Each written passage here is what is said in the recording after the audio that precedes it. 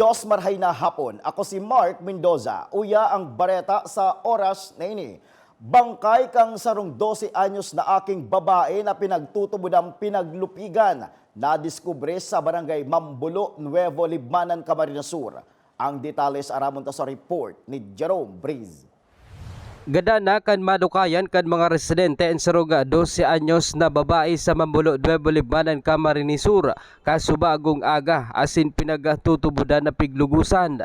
Sa initial na report, nakalkal kan sarong idoan mismong bangkay kan biktima hasta sa madukayan ni kan mga residente sa lugar.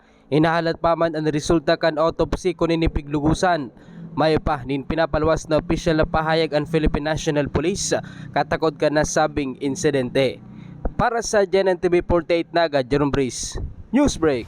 Padagos pa sa mga bareta, tulong darakulang proyekto sa Banuanin, Minalaba, Camarines Sur, pwedeng marilesar sa taong 2023. Nagbubuelta si Jerome Breeze. Ngunyan na maabot na taong 2023, pigaabangan ang tuluga darakulang proyekto sa Banuanin, Minalabak.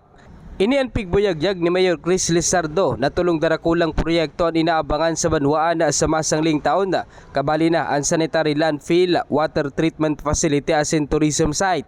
Anas man madaranin revenue ang nasabing proyekto na makakadagdag pondo sa LGU para sa iba pang mga programa sa Banuan. 2023 sanitary landfill, water treatment, so kung makakaya pa itong tourism site ma-develop na kailang diyan pa lang sa tulong yan, awad-awad ng budget.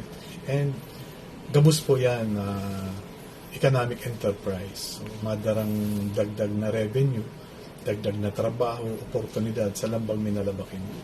Ang nasabing mga proyekto ang pigsyerto kan LGU Minalabak na madaranin kagianan sa mga Minalabakenyos sa masunod na taon. Para sa GNN-TV 48 Naga, Jerome Breeze, Newsbreak. Yan ang mga bareta sa oras na ini. Padagosan ang mag-antabay sa GNN-TV 48 Naga para sa iba pang mga bareta. Ako po si Mark Mendoza. Diyos mabalos kang sa indong pagantabay.